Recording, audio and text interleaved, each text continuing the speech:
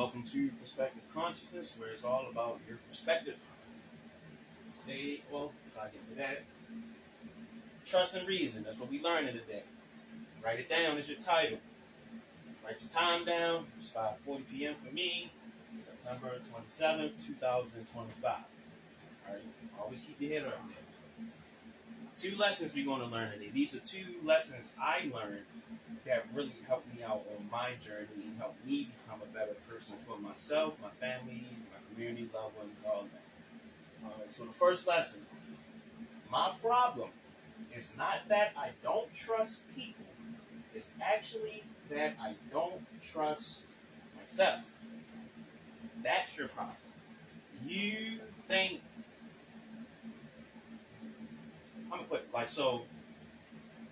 That trust, that lack of trust of people comes from trauma, from childhood, growing up, experiencing people that were not for you, being around them, experiencing life, and therefore having this pent up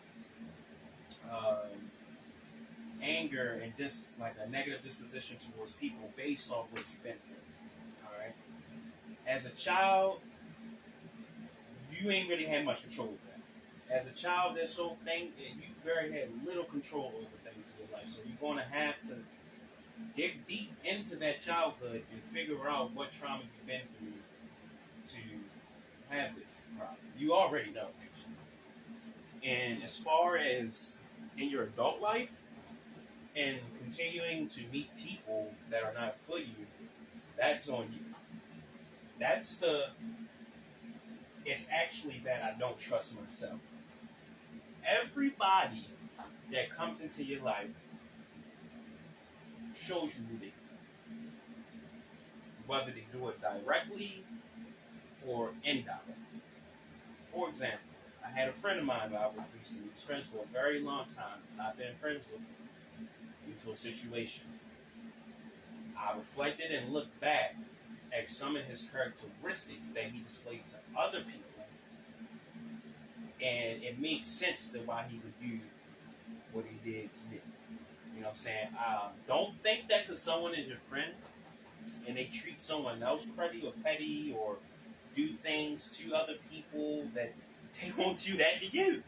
Because you see it as, oh, all right, they don't like that person, and they might, or whatever. No, these are the qualities of this person. This is who they are, no matter who they are. You know what I'm saying? And you really might have some people that might be pretty, might not do things, but the chance of that is very extremely thin because most people are selfish. Most people have selfish intentions. That's not actually wrong. There's nothing wrong with looking for self. The problem is that people are too selfish. You know what I'm saying? Though they don't know how to look out themselves to a community aspect to see that a team of people can help raise up instead of the individual. So in a nutshell, repeat again, my problem is not that I don't trust people, it's actually that I don't trust myself. You don't trust your intuition. You don't trust when that girl came over here and she came with a sassy mouth and attitude, even though she was so sexy and lovely and eyes was looking good, and you just ignored all that. And now you dating her, and next thing you know, she got you set up, caught up, gave you something, or something like that. Like, damn, like, it's very small qualities that people will actually show you of themselves that will let you know. But you, due to beauty, loyalty, that you continue to interact with this person, even though you know that they're not for you. So it's your fault. You need to learn how to trust yourself. Trust when you see that person, like, nah, yo, my nigga wishing, like, nah, nigga sense is going on, nah, they not for me, and stick with that. And stick with it. I don't care who they are, friend, family, because harm can come from anybody. Actually, the greatest harm you can feel comes from people that you love. A stranger can't come and tell you things about yourself and all that stuff like your mother, your father tell you about yourself. That shit hurt. do you love that hurt you most? Second lesson. It's not my problems. It's how I react to them. I saw a quote in like one of those what's it called? Like the gum that used to come with like the little comic books. I forgot what it's called. God. Remind me in the comments or something. Tell me, remind me.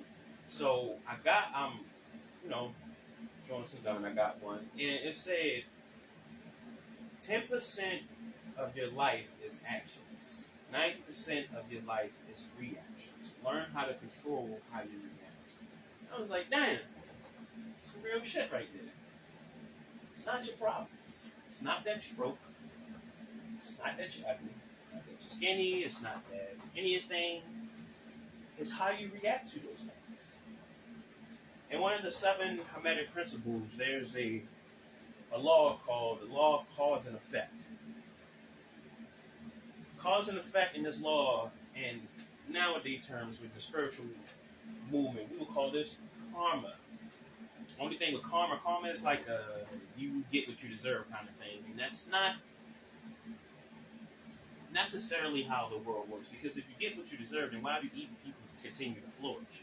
There's obviously something in the way that this works that they know and you don't, and you want to call it karma and some type of divine retribution when all good people catch out. And that's the problem with a lot of people. You want to be good. Good people catch out. Why do you want to be good so much? I'm not telling you to be bad. But you see what being good gets you.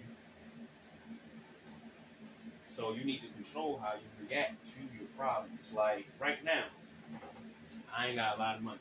Shit, I'm broke as a bitch. What you talking about? My job, basically, I've been not working for 3 weeks because things happen. I don't want to put my boss' business out there. But things happen. But I'll be working back in October 1st, coming back into the job. It's just shit happening, you know. I could be like, man, I had a bed. What about the bill? Oh, now how to get these bills back? Oh, shit. I can't get no weed. I could really be like that. But through my life, I've never been through anything that I couldn't. Any problem I ever faced, I conquered. No matter what. I don't know how the fuck I got out of some certain situations that I did. You know what I'm saying? So I know this is going to pass. Like, this is part of my journey.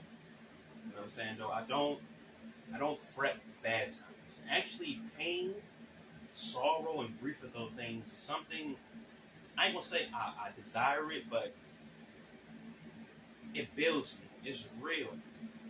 People try to avoid those type of things. When I actually embrace them. Because those are the times where I actually face the real and true me.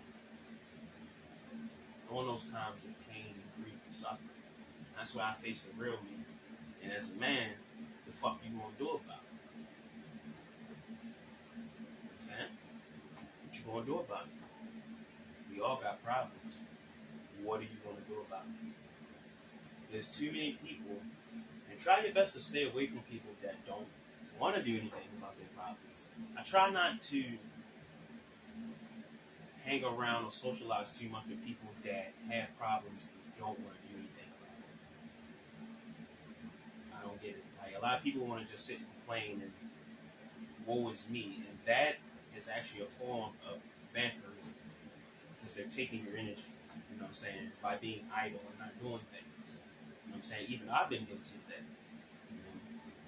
So I'm encouraging you to take these 2 lessons. These are 2 powerful lessons that help me to be who I am today. And I want to give you. So, appreciate y'all for tuning in. And don't forget the greatest secret in the world is you.